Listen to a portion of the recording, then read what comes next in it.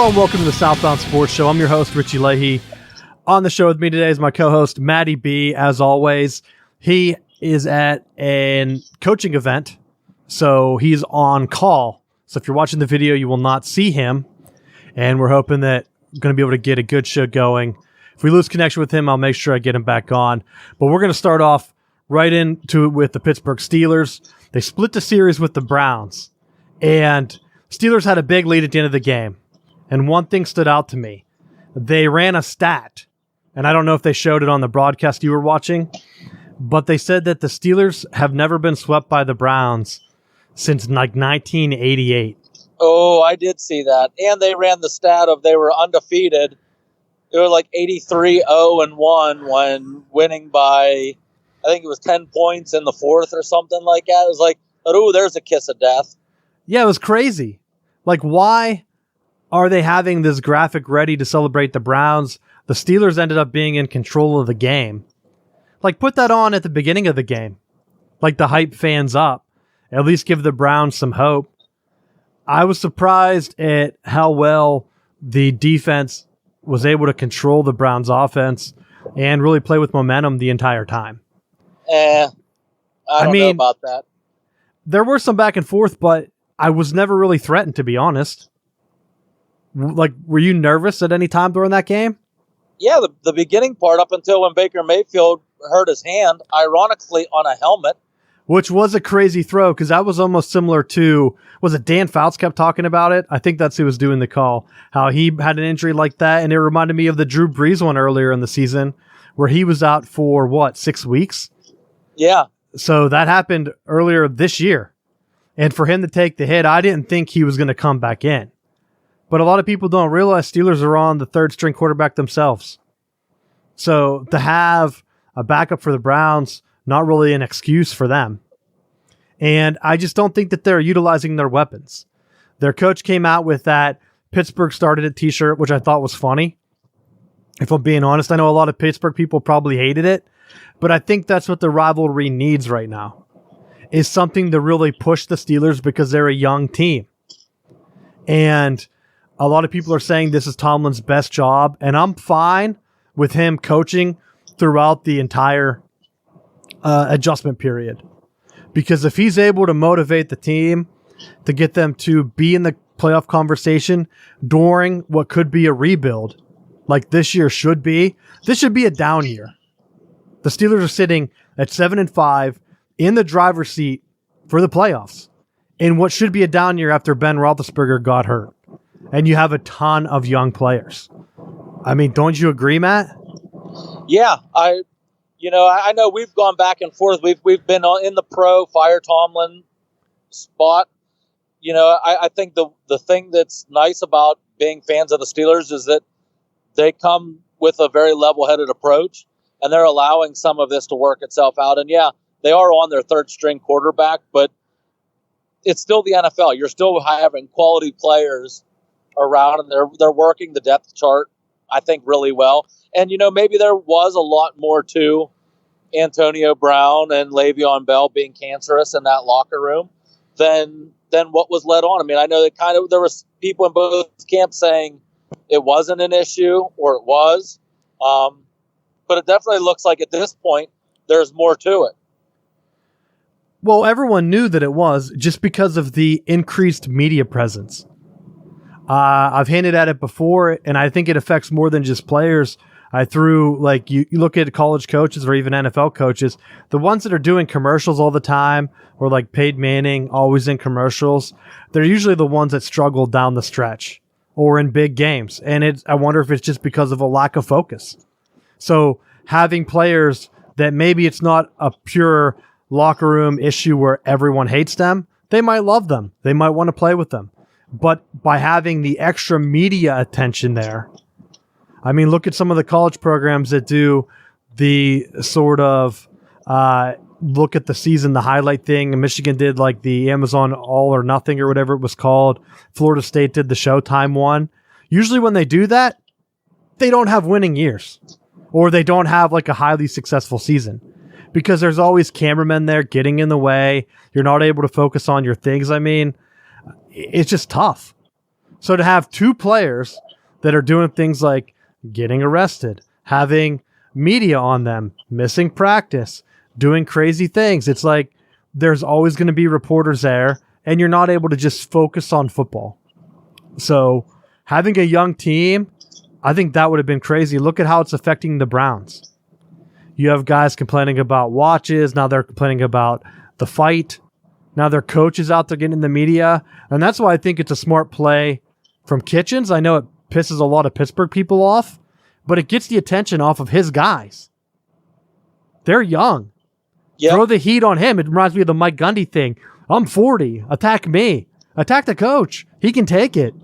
Let the players focus on football.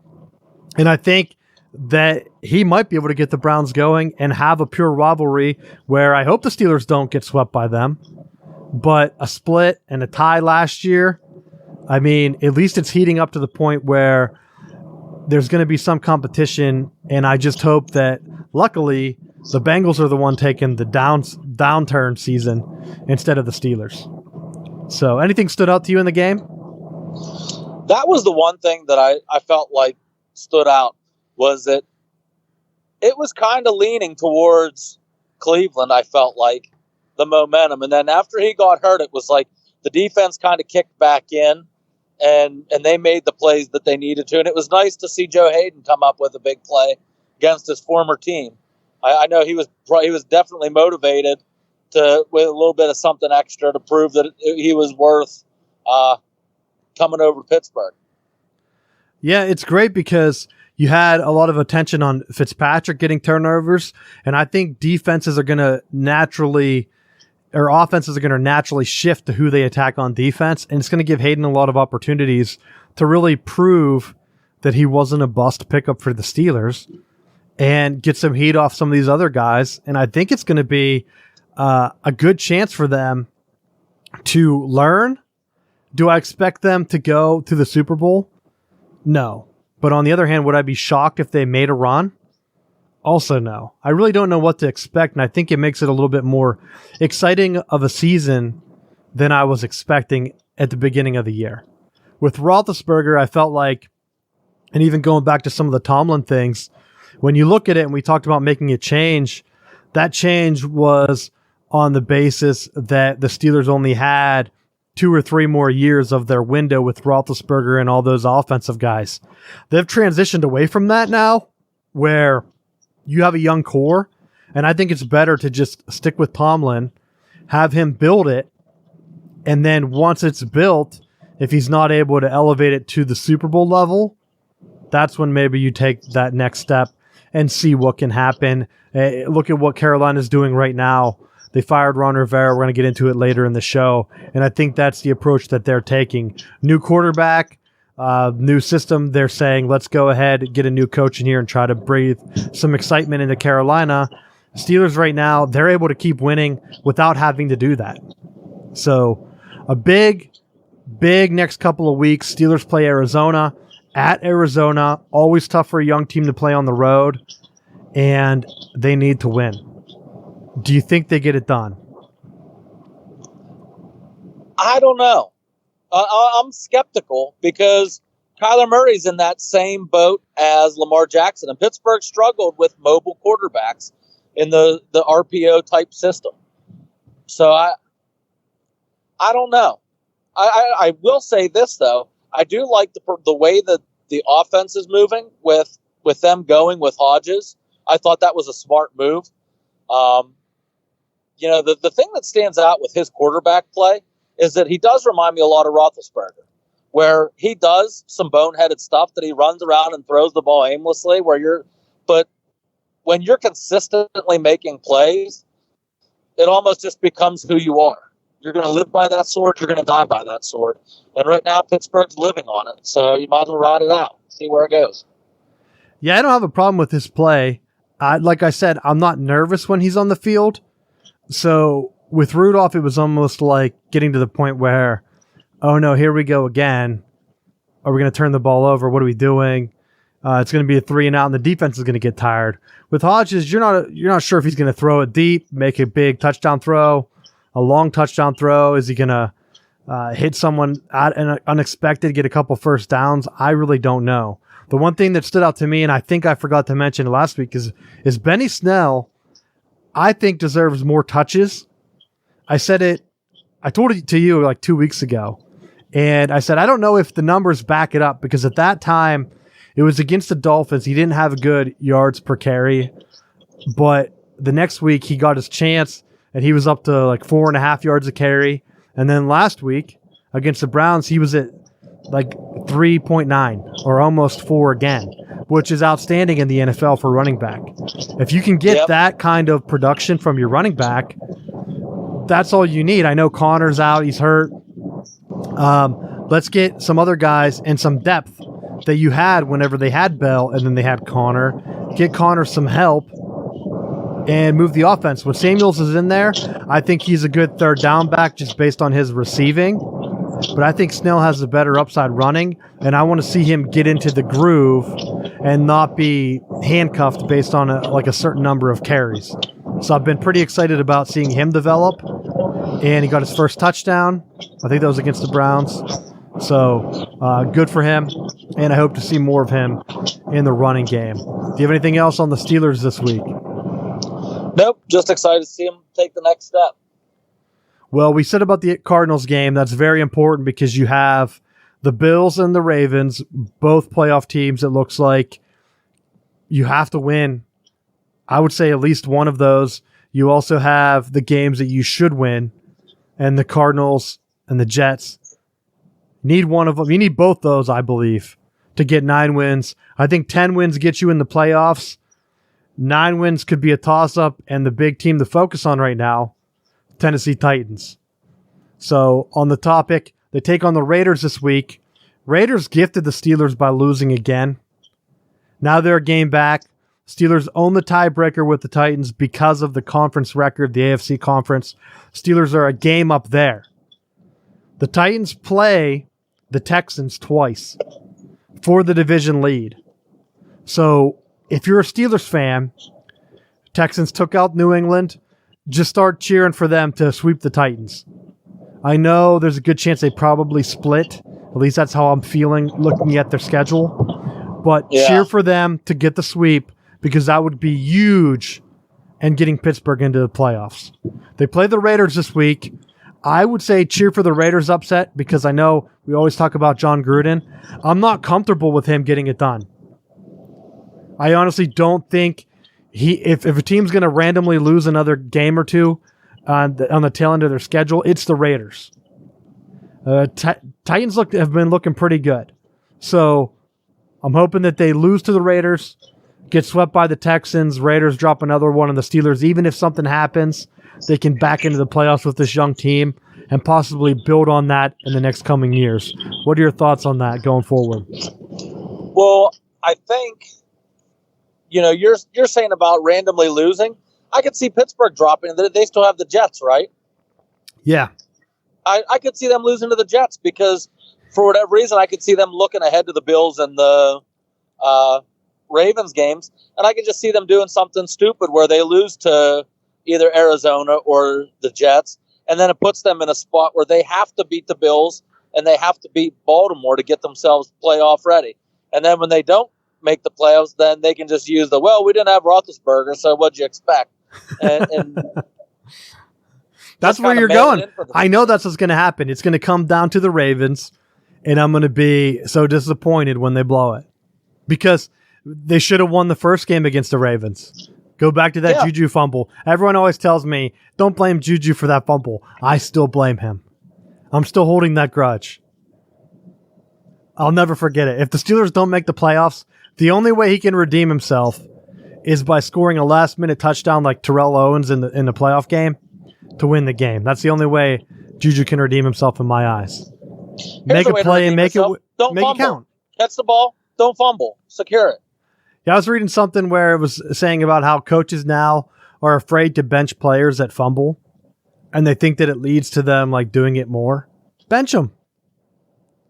I know coaches back in the day. Could you imagine if you fumbled for I don't even know, Woody Hayes or or someone like that? He'd punch you. Like, you would never want to even do that in the game, let alone in practice. So I would just be scared of the whole situation. Nowadays, it's almost like, hey, that was a tough one, buddy. Let me pat you on the back, give you a hug on the sideline, and get back out there. Go do your stuff on social media. I thought it was really funny last week when you posted that video. Like, to me, I feel like the coaches have lost that. The last great one is Tom Coughlin. And people were still mad at him for being mean. They said it was hurting the locker room. Didn't hurt whenever they beat the Patriots twice. So that's my last rant. Anything else you got on the NFL before we look at the total playoff picture? I mean, I think the playoff picture is definitely becoming a little bit clearer, but definitely with these wild card teams, it's control your destiny. You got to win out, and if you're going to be a playoff team, you got to win. And I'm curious to see how it's going to shake out, because you have a lot of teams that could be potential threats come playoff time. Well, the big one, like I said last week, you have the top teams, and after that, there's a big fall off. Look at how great that Niners-Ravens game was. I hate to admit it. Ravens win on a last-second field goal. I know it was like snowing and stuff like that during that game, but that was a great game. Ravens looked like a top team. 49ers, to me, that gave them a little bit more credibility because they had the cross game. You look at the other game from last night, it was either last night or 2 nights ago, the Vikings and the Seahawks, they kind of went back and forth. That made me feel a little bit more confident in the Vikings.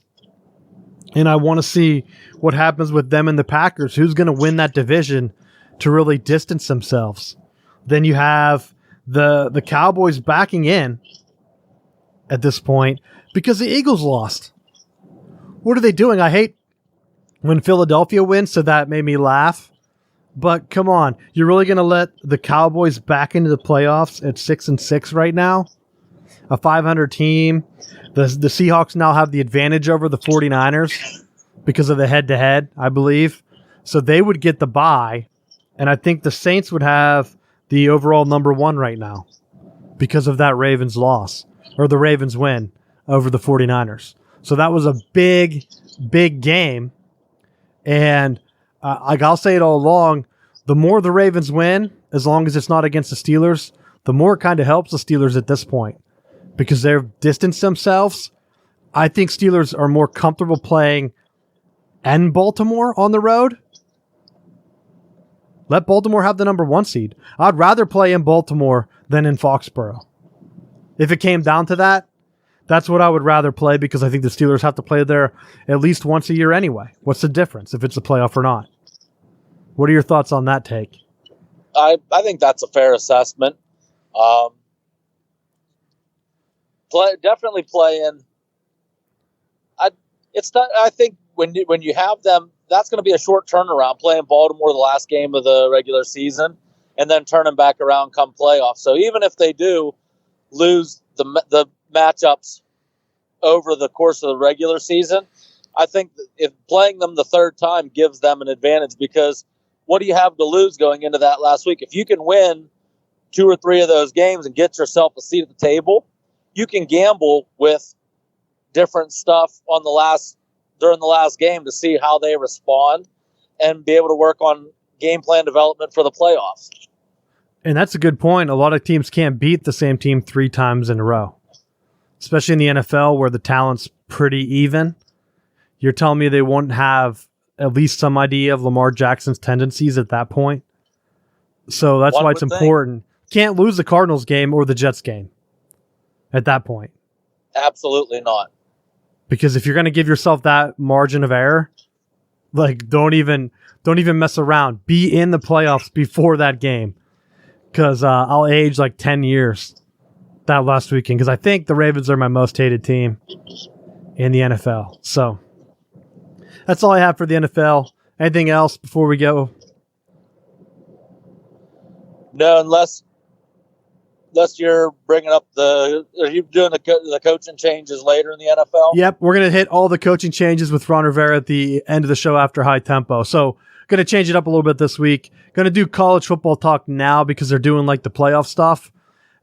Just a little bit, do our High Tempo, and then focus on coaching changes since there are so many this year, it feels like, at least big-time ones that directly affect the conferences that we talk about. So the big news out of the Big Ten, Ohio State slaughtered Michigan on Saturday once again. I said going into the game, I had zero confidence Michigan was going to win. They started out kind of back and forth, and the defense just couldn't hang. So it opened up a scenario where I said Penn State can make the Rose Bowl. And I'm confident that they will. Because if you're looking at the way it plays out, I know they didn't play Wisconsin head-to-head, and Wisconsin and Penn State have both been to the Rose Bowl recently enough where I don't think they'll take a 3-loss Wisconsin team over a 2-loss Penn State team. Because after Wisconsin loses to Ohio State, I don't think Wisconsin's going to beat Ohio State. Last time they played, it was like a 30-point victory for Ohio State. I think the same thing happens, and Penn State jumps them in the pools, and that goes ahead and puts Penn State in the Rose Bowl. So for Penn State fans out there, good news going to the end of the season, unless you're one of the ones that want James Franklin to move on. Because if you're a coach like James Franklin, he's getting his name thrown around. If next weekend the news comes that he's in the Rose Bowl, there's no way Penn State doesn't extend him. In fact, they should be working on the extension right now, which is what the rumor is. So we don't have that on the coaching board, but I just don't see any way that if your team is so close to even that they're 10th right now in the latest poll, I believe. I'll bring it up just to make sure. But Wisconsin's 8th. A loss to Ohio State is going to drop Wisconsin back at least 2 spots, I would believe. Unless they play out of their mind and only lose by a field goal. Or if they pull off the win, they're in automatically. Because I don't think they make the playoffs. I think Ohio State still has a chance to back into the playoffs, considering they beat Wisconsin once, and the strength of their regular season record's so good. I think they're already locked in no matter what. So if you're a Penn State fan, just cheer for Ohio State to blast them. Like last time they went to the national championship, what did they beat Wisconsin, like 55-10 or something like that? Let them do that. And I think you have a Rose Bowl appearance. And I think James Franklin stays in Penn State because you don't let a coach walk that has taken you to 2 Rose Bowls and a Fiesta Bowl victory. I just don't see how. What are your thoughts, Matt? I mean, it makes sense to try to keep him up long term. The thing is, my curiosity is where does he fit? Because he's being speculated at Florida State, and I know we've kind of given him some grief over the years, but going to Florida State over staying at Penn State makes sense because you get yourself out of that stronghold where you're not having to deal with Michigan and Ohio State and Wisconsin, and you're not dealing with those 3 every year. And I know that they kind of cycle in and out with, I believe, Wisconsin, but they're not running into playing for the 3rd string bowl. There was one year in recent history where they played for the Big Ten championship. Yes, you're still going to be in that. You're going to be in competition with Clemson, but if his recruiting stays as strong as what it has been at Penn State, he should be able to fill those deficiencies in the transfer portal and would be a decent fit at Florida State. Well, I'm glad that you brought that up because we had a lot of the same questions this week. A lot of people want James Franklin gone for some reason, and I've come around where I think the best fit for him is Penn State. Right now, Penn State's fine with him winning 10, 11 games. Getting to the Rose Bowl, for whatever reason, maybe it's the older fan base, people still love the Rose Bowl and think that it's almost as good as a playoff game. So, and I don't know, maybe it's not the Rose Bowl this year if it's in the playoffs. I actually didn't look and see the projections, but I'm pretty sure that they would play in the Rose Bowl, which to them is fine. So I'm looking through the coaching list because the other question we got was, does Michigan fire Jim Harbaugh? I get a lot of that personally outside of the show too. But I looked at the current coaches right now, the winningest coaches. Harbaugh's 9th. James Franklin is a little bit further down the list. And this is for Power 5 or whatever they're called. So Harbaugh's 9th in winning. Ryan Day right now, he's undefeated. He's at the top of the list. One season to go on. There have been strong NFL rumors for him even before he took over as Ohio State's coach.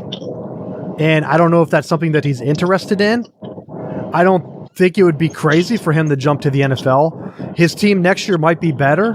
If he wins a national championship and he jumps to the NFL and somehow wins a Super Bowl, like, I think the Cowboys, if they're going to make a move, that would be smart for them. Get a college guy that, for whatever reason, took an Urban Meyer team, a legend of the game, Urban Meyer, took over and made the team 100 times better, it seems.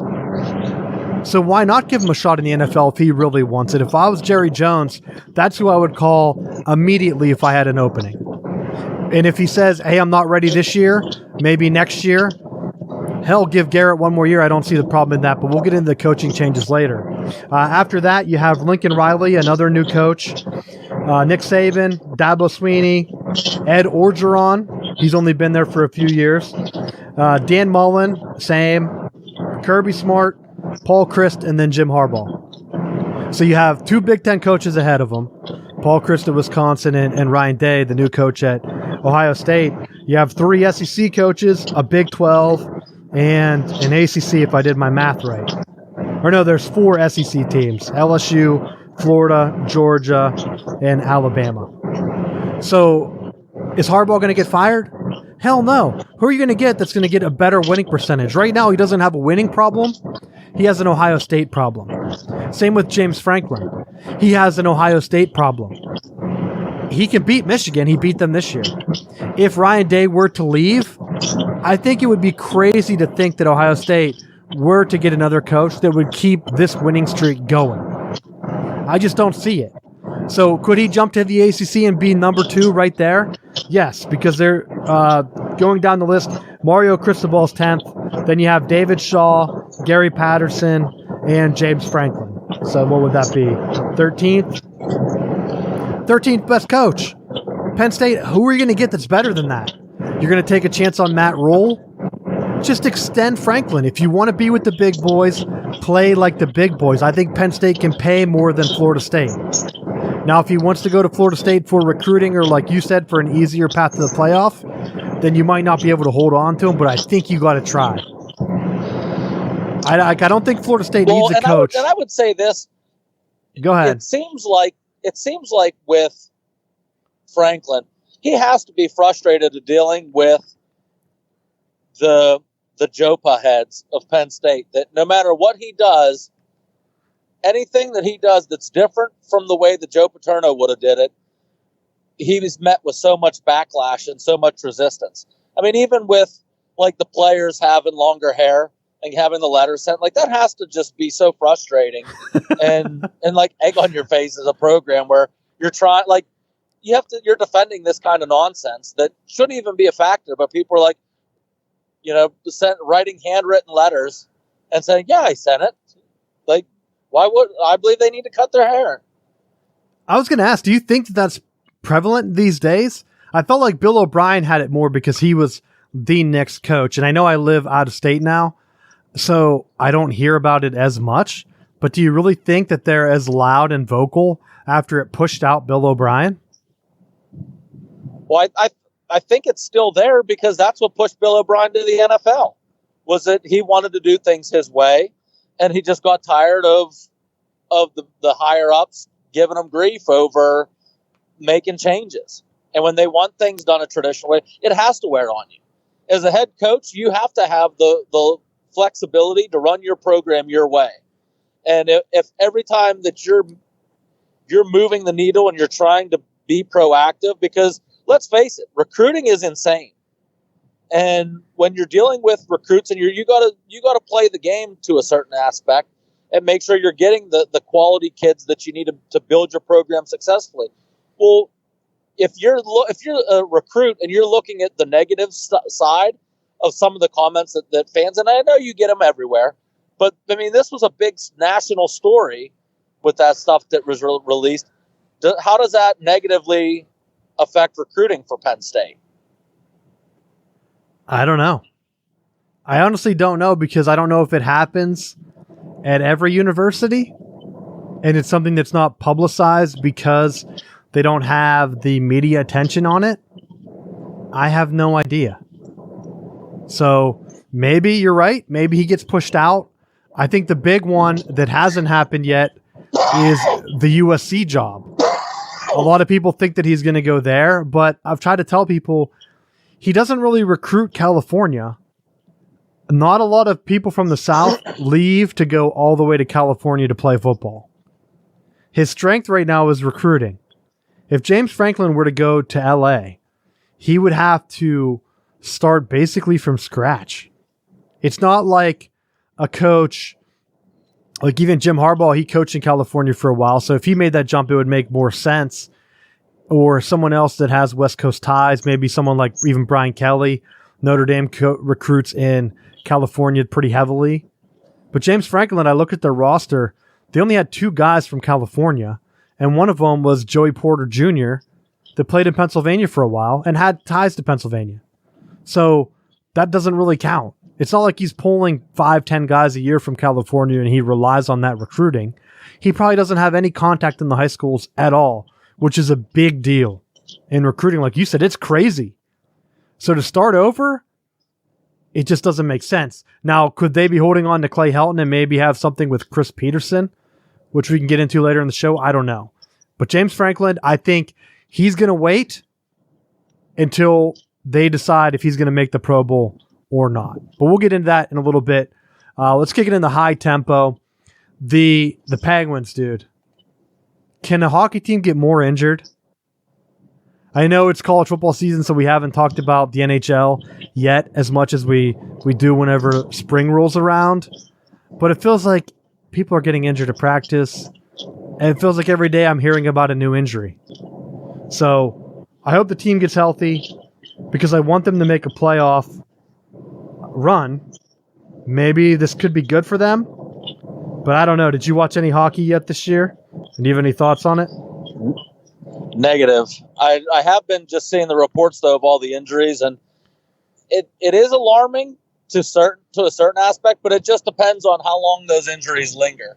Because if they're ones that they're out now, but they get back in time for crunch time when the games start mattering for playoff positioning, then I'll start to worry.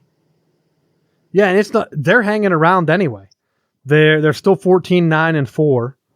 So right there in the playoff push with guys being injured, if anything, it makes me feel a little bit better going into the playoffs. Maybe those guys will be fresh coming back as long as they heal properly and don't rush back. So we'll be checking in on that in the next couple weeks. Of course, I have the next thing. Safer material, which I have spelled wrong on the first half of this, of course, for football helmets. I don't know if you saw this, Matt, but they are trying to increase, and I have an article here, the safety of football helmets in the way that they're made. And it's almost like they're using a scaffolding material. So they're trying to put on, and it's almost like a flex grid of crosses, like little triangles that are supposed to bend whenever you take the impact hit. So instead of your head kind of taking, because right now, even however good the helmet is, when you get hit, your head's going to move. The new helmet, the technology is based on cars, I believe, where now the cars, when you're in an accident, it crumbles so that you're not actually getting thrown. If you had a big steel car and you hit, is it safer?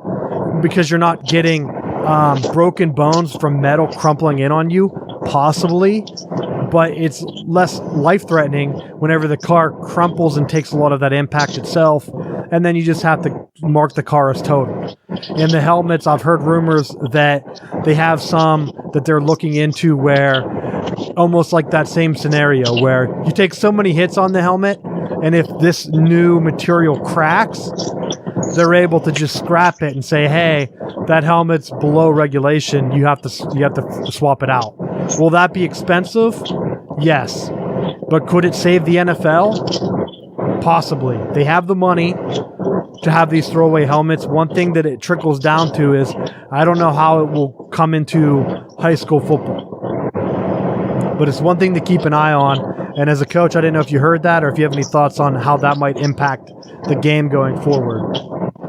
Well, I didn't hear that, but I know that there's a lot of these companies are constantly making changes. And even when you look at 10, 15 years ago, the helmet technology is getting better and it's improving. There's so many conflicting reports. And I think that when it comes to a lot of the, if you believe that it's safe and that you're trusting the new technology, then that's going to be something that's going to come to as well. And that's something that I think going forward, you see that the helmets are going to be something that you're not going to have the research right away. It's hard because they don't have tests yet for CTE to know if the concussions are having an impact until after someone dies. And so we lost Matt a little bit there on the helmet talk. If you're wondering if it doesn't end up making sense whenever I cut that dead space out, that's why.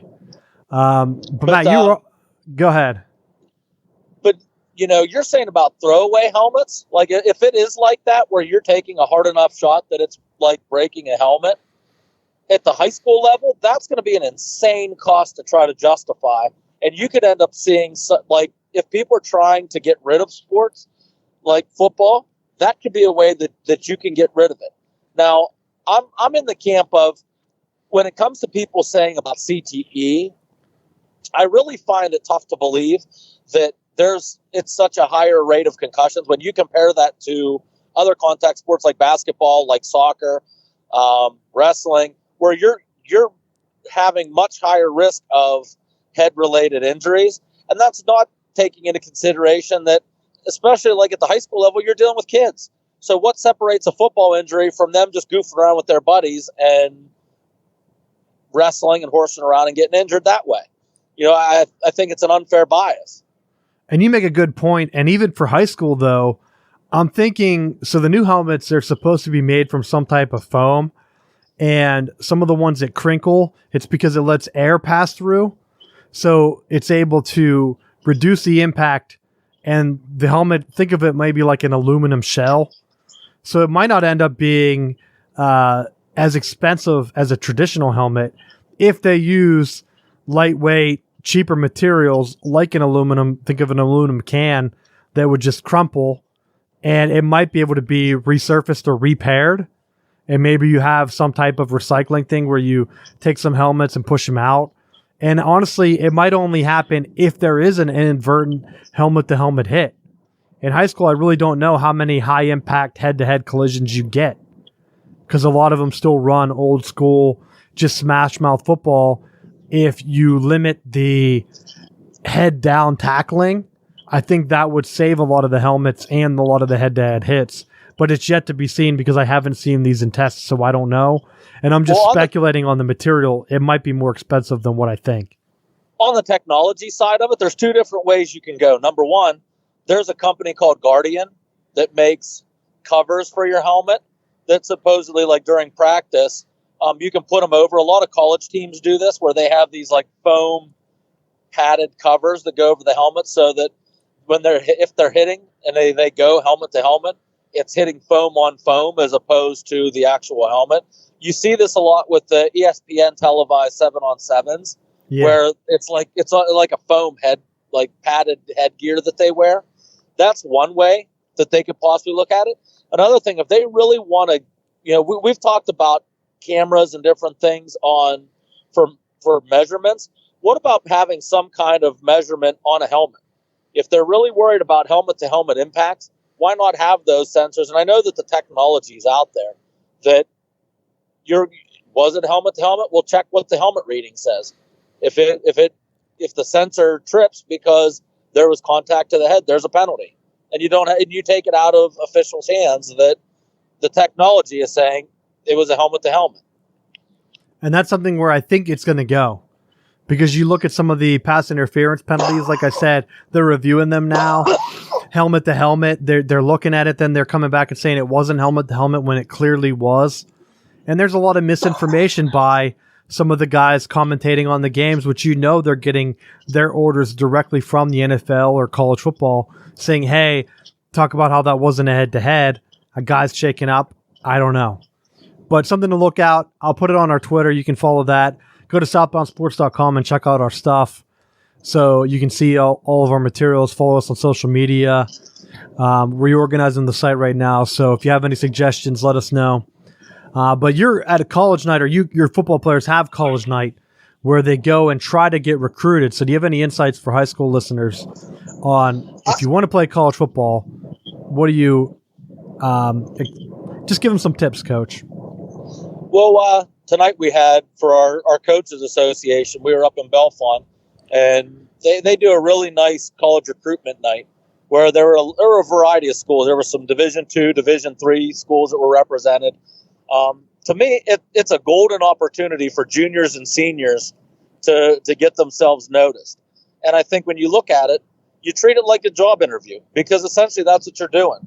A lot of people, the recruiting game is politics, and it's passing the eye test. So if you've been doing the things that you should have been doing, such as lifting weights and looking like an athlete, then when you go to these meetings, handle yourself in a professional manner. Don't dress like a slob. Look presentable. Know what your test scores are, because the first thing they're going to ask you about is what are your grades like. If you're telling them, well, I have a 1.2, then you might as well just stay home, because you're not going to get recruited. You have to have the grades to be a student athlete, and that's going to be one of the first things that they're going to ask you about. That's a good point. Go ahead. That's a good point about being well-dressed and trying to put your best foot forward.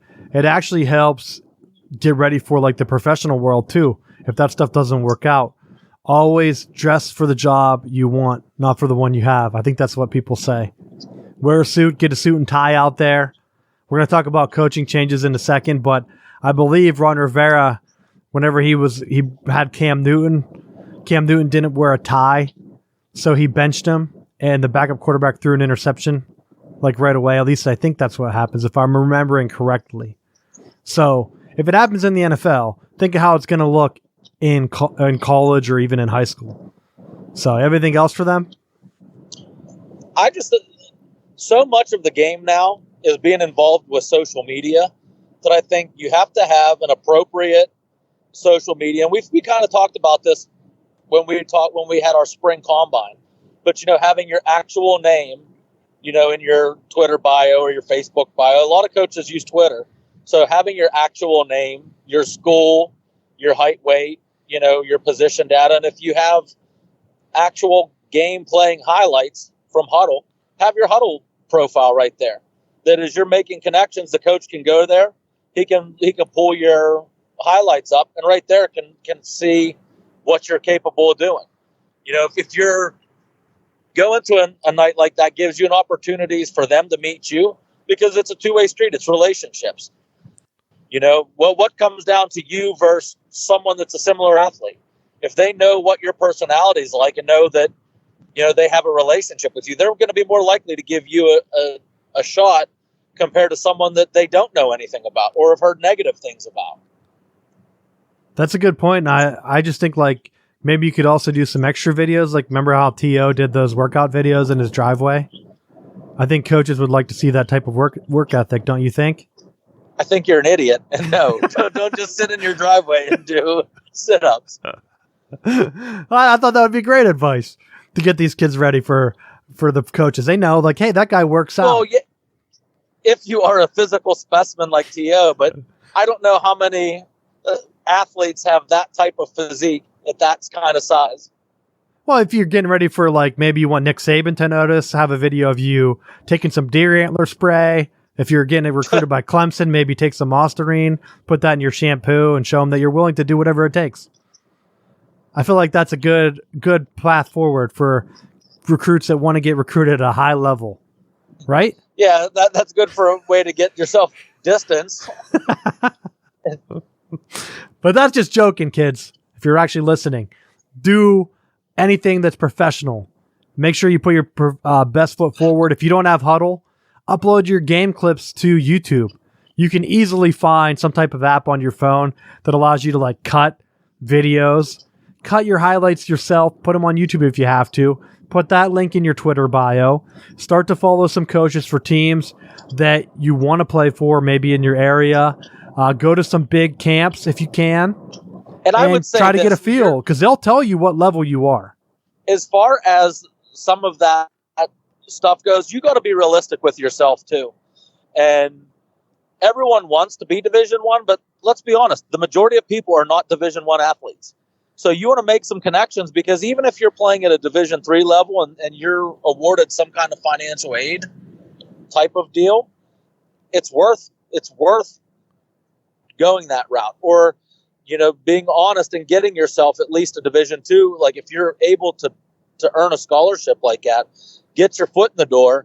And then once you have your foot in the door, be willing to talk with some of the other schools. But if you go in saying, I'm only going D1, you put all your eggs in that basket. If that offer never comes, then you're left out in the cold.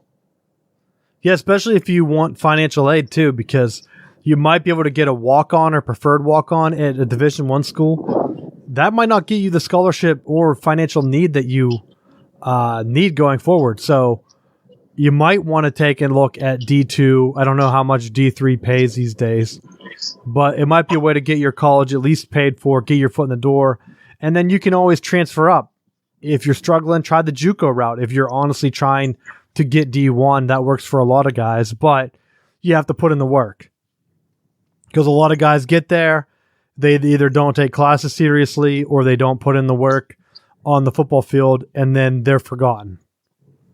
So act professionally, reach out, make some connections, make sure your social media is professional, because that's what they will look for first. Let's go on to coaching changes. The first one, I've hinted at it. Carolina fired Ron Rivera. And the thing that annoyed me, because I'm down here in Carolina, isn't that he was fired. I thought he was an average coach at best. It's the fact that immediately ESPN, the first thing that showed up on my Twitter was that they were pushing for him to get hired by the Dallas Cowboys. And now I'm no fan of the Dallas Cowboys, but what the hell are they talking about? Ron Rivera is a worse version of Jason Garrett. I looked at their profiles. They started, I think, full-time the same year, 2011. Jason Garrett had like a half year before that where he was like the interim. Jason Garrett has more wins than Ron Rivera. His winning percentage is .561. Ron Rivera is .546. I believe they both have 3 division championships. The only thing that Ron Rivera has going for him is that he went to a Super Bowl that he lost. He's been to the playoffs, one more time? Jason Garrett is 2-3 in the playoffs. Ron Rivera is 3-4. They are essentially the same coach. If you're mad at the Cowboys for sticking with Jason Garrett, you'd be an idiot to want them to hire Ron Rivera. He had the benefit of Cam Newton as his quarterback, while Jason Garrett had who? Tony Romo? Like, there's no way that Ron Rivera would go to the Cowboys and be more successful than what he was at Carolina.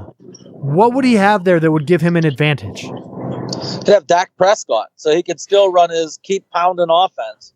Yeah, that's exactly what everyone was pissed about around here. Cam Newton took how many hits in that offense where he just focused on running. Could you imagine how Dak Prescott would hold up?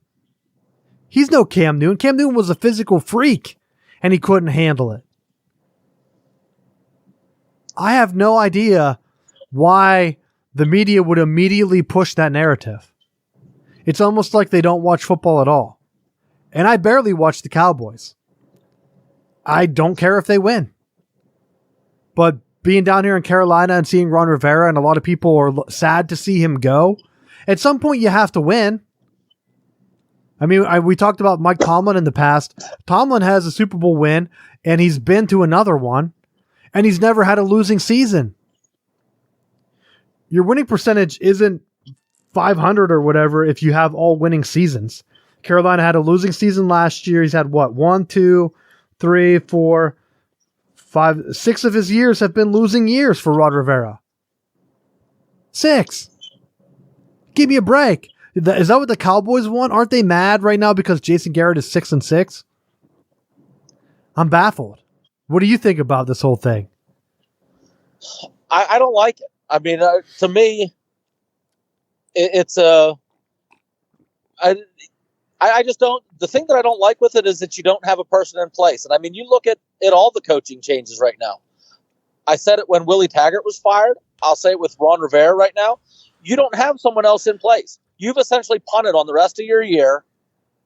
And if you don't have that plan B ready to go, then you're going to be in even worse shape. And it's going to set you back even further as a program. Because now Carolina has to go through the search of who they're going to hire. And then you're looking at change of offensive coordinator, change of defensive coordinator scheme-wise. And you're bringing in new people and you're having to adjust personnel. It's so much more to have to adjust this. And you look at the teams that win. They don't make changes. Sean Payton's been with the Saints forever. Wins. Tomlin, he's been with Pittsburgh. It's frustrating at his lack of emotion, but he wins. Belichick wins. Andy Reid gets to the playoffs. He wins in the regular season. You know, like there's something to the continuity of these teams that consistently win in the playoffs because they have their schemes. You're going to have years where you get hit with injuries, where freak plays happen, where flash in the bag teams come up. But over the long haul, there's something to be said for consistency and being willing to stick with your team, knowing that you made the right hire in the first place. When you wave the banners and you have the big celebration, be with them when the team is down, because it's a matter of time till everything clicks and you get the right people, and then it turns the ship around, and those bandwagon fans will be right back. Yeah, it's the one thing that I hate in the NFL is the coaching, like recycling thing. Because why? What would get me excited if I was a Cowboys fan that you hired Ron Rivera? I would say, what is his resume? Like, oh, he lost in the Super Bowl? Oh, cool. That's like when Harbaugh came to Michigan, he lost in the Super Bowl, but that was going from the NFL to college. Like Lovie Smith lost in the Super Bowl. He went from the NFL to college. It wasn't like, oh, we got Lovie Smith? That's not exciting at all. Like the teams that won coaches like that are usually bottom of the barrel. Look at the ones that get named all the time whenever it comes to the annual Harbaugh to the NFL. It's like Cleveland, the Colts. It's like teams that are in a down cycle. It's not like, hey, the Patriots are thinking of Bill Belichick's going to retire. They're going to try to poach Jim Harbaugh from Michigan. That would happen 0% of the time. That would never happen because you have to prove at some point that you can win the championship. So to have a losing coach come in, why would you be excited about that? I just don't get it. If they would poach Tomlin, yeah, then Cowboys, yeah, you could be excited probably. Because he's proven he's had winning years. He's had a Super Bowl championship. At some point, that has to matter. And, I mean, there are other coaches out there that you could try to get. Pete Carroll, I think, is still a great coach. Like you said, Sean Payton. But those guys, they usually don't move around. Because when you're successful, guess what? The front office is consistent. The ownership's consistent. And you're able to build a program that you know what to expect from. Ron Rivera didn't do that. He had time. He had plenty of time to do that. He's been there. How many years is this? 9. This was his 10th year. 6 of those were losing years, including this year. It's crazy. Well, I can't believe he's been there that long. 2010 was his first year. This has been his 10th year. Oh, no, wait, that's Garrett. So Ron Rivera's been there 9. Sorry. Was I looking at the wrong stats? 1, 2, 4, 5, 6. No, he still had 6 losing years. He's had 1 less year to do it, so 6 and 9. Great. Great hire by the Cowboys. I don't know. And that was also my argument at the college level right now, is that who moves the needle for some of these Power 5 programs? You know, there's not a lot of coaches that you're thinking this is the grand slam hire that you're going to make. Like a lot of the coaches right now that are being speculated, and I'll use Florida State as an example, they're unproven. They're unproven guys. Because, go ahead. Well, that's where we're going right now. Let's move on to that topic. Florida State, news came out yesterday that they were sort of left at the altar. If you think of the old bride, they left at the altar because the husband left. They set up a press conference for their football facility or whatever, and it never came. And it makes you wonder, okay, they had it set up yesterday and reports that they took it down today. And you're thinking, you fired Willie Taggart, you're going to pay this gigantic buyout. You said the goal was to have a coach in place by the end of November. Yep. Everyone knew that wasn't realistic unless you got Bob Stoops, which it seems like that's a no.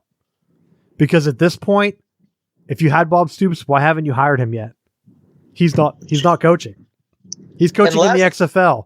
The longer it waits, the less likely it's going to happen, because you have an early signing period now, and you're just hurting your own team by having these question marks.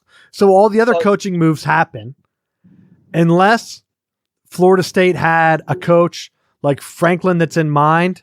Maybe they thought they could get him. Maybe that's still going to happen. He hasn't signed an extension with Penn State. Maybe, like I said, he sat down and thought about it and says, I have a great chance at the Rose Bowl. Why don't we wait until next week? The only other possibility for them, and the next one on the docket, is Jimmy Lake was named Washington's head coach after Chris Peterson unexpectedly stepped down. Jimmy Lake was head coach in waiting. There were rumors last year that Florida State had offered him the DC job, and he stuck with Washington. I think that's why they gave him the head coach in waiting title. I couldn't find a lot of documentation on that, though, so I don't know if it's my mind playing tricks on me and I just misremembered that, or it's something we talked about on the show, but maybe that was the coach. They thought they had him. And the other one, like you said, unproven kind of, Matt Campbell at Iowa State. He was the Vegas favorite. Those Vegas odds kept shooting up and up for him. And he announced after the rumors, at least the timeline that I saw was Florida State set up for an event. Matt Campbell signed his extension. The event was taken down. To me, that seems the most likely person that they were going to announce. But if you're Florida State, I feel like that would be a disappointment. How do you feel on it? That's exactly like when the administration said that they were going after someone with championship caliber coaching status. The names that immediately came out, Bob Stoops, which I don't know what his obligations to the XFL are. That could be something that, if he's trying to be loyal to the XFL and giving them their media opportunities before taking the job, if it's something like negotiation wise, he's allowing these ops to happen first so that it doesn't hurt the league. I could see that happening. I could also see, looking at names like Les Miles, or trying to find someone that's been around, that would be a bigger name. But to go from, if those weren't the guaranteed, that's who we're going after, to go after the people like the Memphis coach Norvell, Campbell, even to throw someone like Matt Rule at Baylor. He's having a successful year this year and is signing an extension and saying he's staying longer. They're having good seasons, but I don't know. They're not proven. They haven't proved that they can consistently do it on a national stage. And I think Campbell's the same way. Could he be a good fit? I think so. I thought PJ Fleck could be a good fit, but they haven't consistently shown that they can do that over a long period. Yeah, that's going to be the issue. I mean, if you're looking for someone like that, there aren't many options. If I was a Florida State fan and you wanted someone proven, like you said, you're down to Les Miles. Mike Leach would excite me. I mean, I don't even know who else outside of that I could consider jumping. But I would excite me. I love Mike Leach. He's one of my favorite coaches, but I think he would absolutely get throttled coaching at Florida State with the way that he handles his press conferences and kind of bullies the media people. It makes for interesting commentary, but the Florida State media is relentless, and I think they would absolutely kill him over some of the stuff that he does. But I think he gets away with it being tucked away at Washington State, and that he can get away with doing that kind of stuff. Well, he did it at Texas Tech until ESPN got involved with Craig James, that went after him because of his son, that obviously he abused his power. I mean, he misused his power at ESPN, trying to get his son elevated. His son, I don't think, ever played in the NFL. So, I mean, there was good reason Mike Leach didn't play him. I don't think Mike Leach would ever threw him in a closet, because I think other coaches on that staff would have eventually spoken up. And to not have any other proof other than a weird video that his own son recorded, probably trying to lie to his dad because he wasn't getting playing time or whatever. That was just a crazy thing that happened, and now Texas Tech has been shit since then. So, to your point, I think Texas, because of the size of the state, Florida's on that same level. I know Texas Tech is nowhere near Florida State's size. I think he would be okay if he hired some other guys, some younger guys, to maybe take the heat off him, and it would come down to his defensive hire. Washington State was great when they had Tracy Claeys. When he unexpectedly quit, they've taken a nosedive. He's an offensive coach. He relies on the defensive coach. I would be interested to see, if he kept Levitt on, how great that Florida State team could be instantly. If he built a young core around him, like Bryles, and kept some of those guys on to help with recruiting, I think he could build a juggernaut. Well, and who cares? If you're winning, the media is not going to say anything. The only thing right now that really is a saving grace for Florida State is if they can hire a coach and they can kind of keep some of these guys in place, like if they could keep Bryles and Clemens there, I think they can salvage some of this recruiting class, because they're still actively recruiting. The assistant coaches are out. They're still trying to pull people in. So I think like having that solid footing to say Bryles is going to be back, even if the head coach is different, he's still going to have a say-so in the offense. I think that's huge for them. At this point, if it's true that you have Bob Stoops is out and you have Franklin that's going to turn it down, I think you give it to Odell Higgins and you allow him the time to put together a staff to figure out who's who. And I agree. I love the Levitt being promoted as DC, and I wanted him there to begin with, and I think that there were some issues with contractually getting him away from Oregon at first. But it all goes back to what kind of mess did Willie Taggart inherit? And it's insane that we're even at this point where we're scrambling to hire, because they could have did all of the adjustments and keeping him in place, because the issues that the new coach is going to have are the same issues that Taggart had going on. He was still dealing with offensive line issues. He was still dealing with depth at linebacker and defensive line. They were the most penalized team in America this past season. Those problems aren't going to be going away just by signing. I mean, you name the coach. Nick Saban could go there. You're going to still have the same issues. You have to. It's going to take 3 or 4 years of good recruiting to compensate this, or 2 years if you really hit the transfer portal hard. But that becomes another issue, because then if you're hitting the transfer portal hard, it's going to affect your in-class recruiting, because you're going to say, some of those high school kids are going to say, I don't want to go there because they're just going to take people from the transfer portal, and it's going to hurt my ability to play anyhow. Yeah, it's going to be tough. I think they can do it just because it only takes 1 year of winning. You can beat all your ACC foes and have a 10-win season with a loss to Clemson in Florida. I think that should be expected. Like, there's no way that they can recruit at a level and get a coach that can just turn that switch on. Are they going to recruit at a level to get a national championship? No. I think that will take 2 years. But look at what Mac Brown did with UNC and how quickly they turned it around. not to a level that Florida State expects, but then again, they don't recruit anywhere near what Florida State regularly recruits at. So the players that are there are still going to be better than what everyone else in the ACC rules out except for Clemson. So they could easily turn it in a 10-win season, much like you saw Harbaugh do. Once you get the fundamentals there, what he did at Michigan, you turn it around, you win, you keep winning. Eventually, you're going to have to beat Clemson. Otherwise, you're just going to be number 2 or number 3 in your conference, depending on the year. And that's it. So at some point, you have to take that next step. However long it takes, I don't know. But I think Florida State can do it with the right coach. We mentioned Jimmy Lake. We mentioned Matt Campbell. The other one on the big board, Rutgers hired Greg Schiano. He finally got his way. I think he had a list of demands. $25 million guarantee is what I've heard. I don't know if it was officially announced, for a total of $32 million possibly. He wanted the facilities up. He wanted some other stuff. I think if you're James Franklin, that's another thing to put on. Greg Schiano could take away some of the recruiting. I think it hurts Michigan. I think it hurts Penn State. Both teams recruit New Jersey.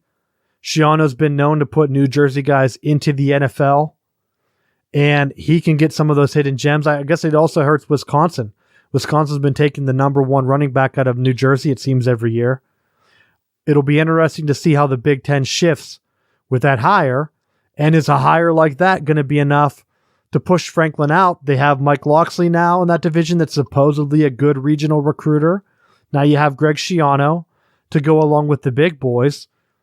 Maybe that's one thing where Franklin says, you know what, I'm just going to go down south where it's probably much easier just to keep these kids at home.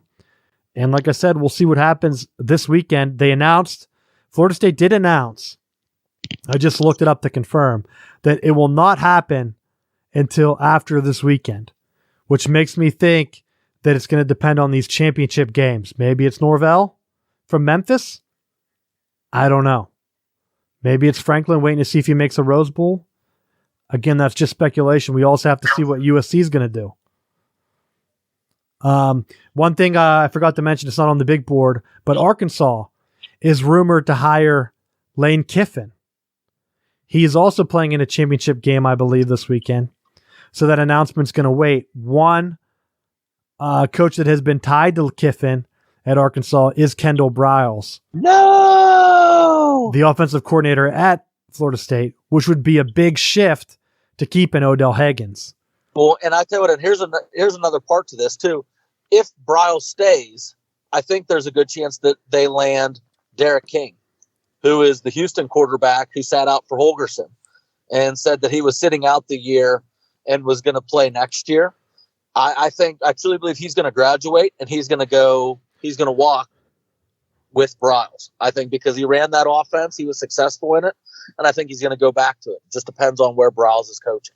Yeah, that could easily shift to an Arkansas. Could you imagine if King transferred, one of the top quarterbacks in the country, to play for Lane Kiffin at Arkansas? I think that could help lead their turnaround fairly quickly, because that kind of offense was successful with Petrino at Arkansas. Did they win anything of note? No, but did they elevate themselves to close to a top 10 program? Yes. So keep an eye on that one. For the Odell Haggins, I did have one thing to add. Michigan ended up losing to Louisville in basketball, but Michigan went that route, I think, similarly with Juwan Howard, where you take a coach that has ties to the program, didn't have head coaching experience. I know Haggins has like the interim at Florida State, so maybe it's a little bit different. People didn't expect much out of him, but he went ahead and has 2 top 10 wins. They won the Battle of Atlantis over UNC and Gonzaga. Ran through both of those and blew both of those teams out. They didn't shoot well. This was their first road test against number 1 Louisville. And I think they only shot 27%, which a young team. I'm not surprised by that on the road. But it would be interesting to see how he can turn it around. Is he going to be able to build on his own success? Odell Haggins had some wins, got Florida State bowl eligible. I assume he'll be the coach in the bowl game. Could he build that into something by keeping along some of those assistants to take advantage of that? You never really know. The media might be against it. Some people were making fun of the Juwan Howard coaching hire, but it seems to be working out so far. Michigan jumped all the way to number 4. You look at right now what LSU did when they let go of Les Miles and they tagged Ogeron as the interim, and then they brought him in as the coach. It was a joke at first, but look who's laughing now, because they're playing some great football, sticking with him and being consistent, letting him work through some of those issues, as opposed to, firing someone after 21 games like a bunch of idiots. And that's something that you want, is consistency. And Orgeron is supposedly, I was actually talking to someone, and this is going to be my final bell, but I'll give it now before we wrap up the coaching change thing. I was talking to someone that was doing technology, because that's kind of on a business that I'm in. And they were talking about how coaches use technology differently. And they were saying how ESPN has this thing that they've been letting teams use that tracks like the speed of players on the video. And maybe NFL, I forget who else, some other football bodies have a thing where they track player speed. You've seen it on things before. I remember they had one when Drew Peppers was going into the draft from Michigan, where they said he ran a 4.340 on a failed 2-point conversion. He picked it up at Michigan State and took it back for a touchdown. And they said based on the speed tracker, he ran a 4.3 with the football in pads in a game. So they were trying to tout his game speed. Well, they said one of the college coaches that is heavily using this to track player freshness is Coach Orgeron. And I was shocked, because I was like, Coach O? The guy I called Cajun Brady Hoke because of his babbling press conferences, and it didn't seem like he had anything put together, is heavily invested in using technology. And supposedly they had heard that he was using it to also change practices around, where if team speed was down, they weren't practicing as hard the next week, because he wanted his guys to perform at the level that he knows they can.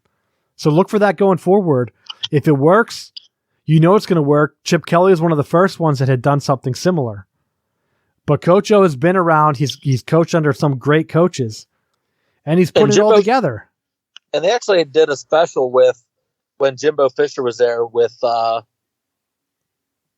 to think of the strength coordinator at the time, but it's on YouTube, where they did it too with the player monitoring, so that they could see game speed and hydration levels. Yeah, it's something that if you're going forward, you need a coach that's able to take that advantage into giving your team any edge that they can, unlike just recycling old coaches that are around 500. The last one that I had on my list was Boston College fired Steve Addazio. And this was a coach that was named, and it seemed like every big time program opening. He was a candidate for when Michigan was open. He was one whenever they talked about the Texas opening. They had him linked to almost every big job, and I never understood it, because they kept saying, well, he wins better than what Boston College can expect, but obviously not, as Boston College fires him. And now they are looking at supposedly Al Washington. He coached at Michigan defensive, I think, linebackers or something.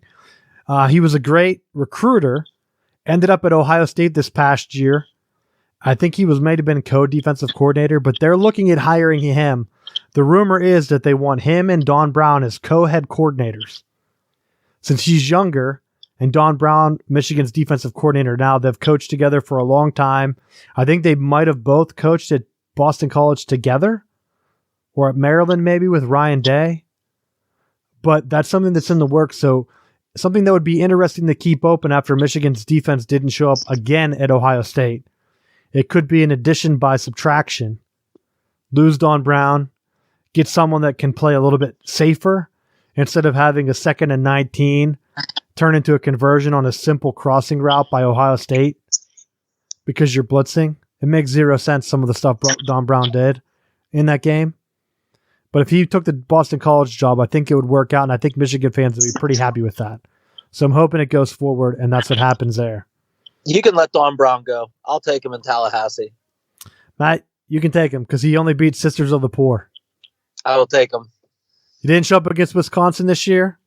Didn't show up against Ohio State ever. I guess maybe 2016.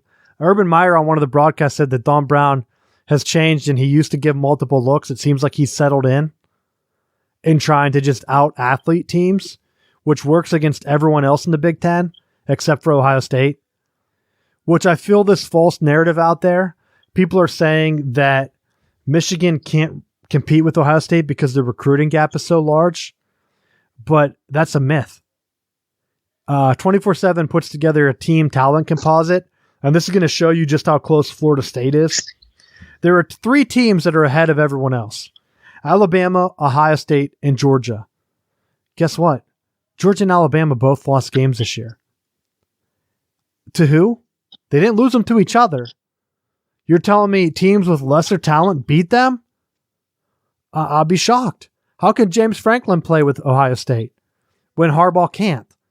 It's because Ohio State focuses on the rivalry. Michigan doesn't. They don't care.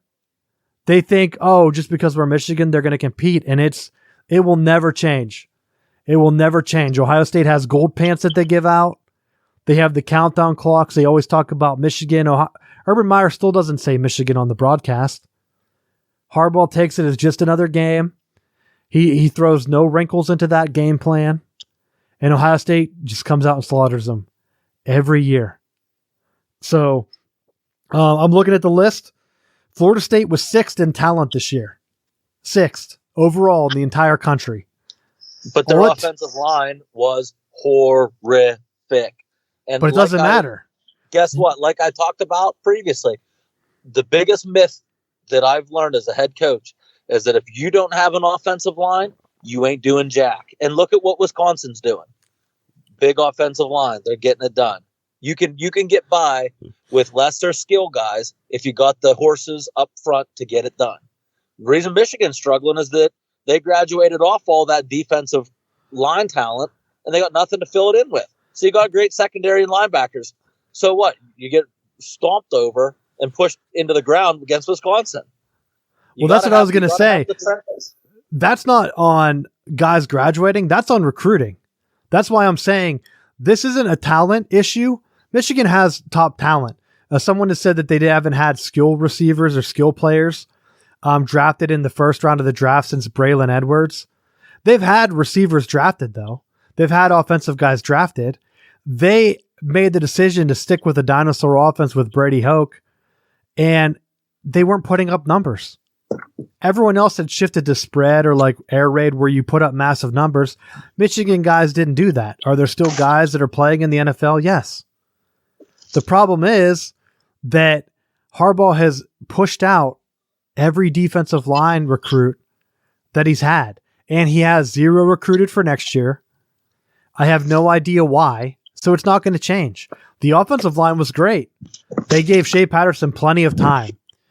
All the 5-star receivers had plenty of drops, so is that on coaching? I have no idea. I thought Ed Warner, a lot of people gave him a lot of trash after the Urban Meyer thing where it came out that he called plays and Zach Smith was going after him. The line played great. If Florida State wanted a line coach, poach him. I guarantee you could turn the line around and get things running. He won a national championship at Ohio State in 2014, coaching their offensive line. He's turned Michigan around. The problem, you're right, is on defense. Don Brown hasn't been a great recruiter. Go. Bring in young guys that can recruit. That's how you win in college football. You got to have guys that can recruit position guys for what you want to run. If you're used to playing man because you're down 4 are going to get pressure and you don't recruit defensive linemen, and when you have a 5-star, you let them transfer to Tennessee, or you have the other one transfer to Cincinnati after you switched him to offensive line. Why aren't you coaching these guys up? You're taking top recruits, not coaching them up, and then letting them transfer, and now you have no one left. So that's where it's at. If he wants to go to Boston College, I'm all for it. I don't think there's a talent gap. Auburn just beat Alabama on Saturday, and I know Alabama had a quarterback out, but Auburn's beat them multiple times over the last couple of years, and they've had the same talent gap. The talent gap is actually greater between Auburn and Alabama than it is for Michigan and Ohio State. Michigan is on the same talent level as Clemson. That's Clemson, the national championship, 2-time champion for the past 5 years. Same level. So if they want to make a jump, you got to start with coaching. You got to focus on it. Anything else for the final bell you have, Matt? Well, I just wanted to say I love the fact that Gus Malzahn pulled his win out the way that he did, because he is a wing T guy, but that's extinct, Matt. Supposedly it's extinct, but you know what? He runs it, and it works. And I love that they say that like his everything with his scheme, with his style, was really gimmicky, but it works. You know, you have right now the best stat that I saw was that when Auburn is like a 9-win team, Saban cannot beat them. But when Auburn has these down teams, those are the years that Alabama beats Auburn.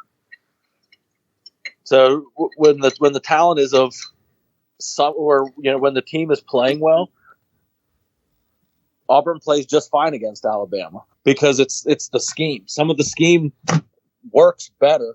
You can be a great coach when you have the talent to run your scheme. That's why I don't think I'll ever name Nick Saban as the best college coach, Matt, because we saw what he did with even talent in the NFL. To me, we never seen Urban Meyer fail. I think Urban Meyer, multiple national championships.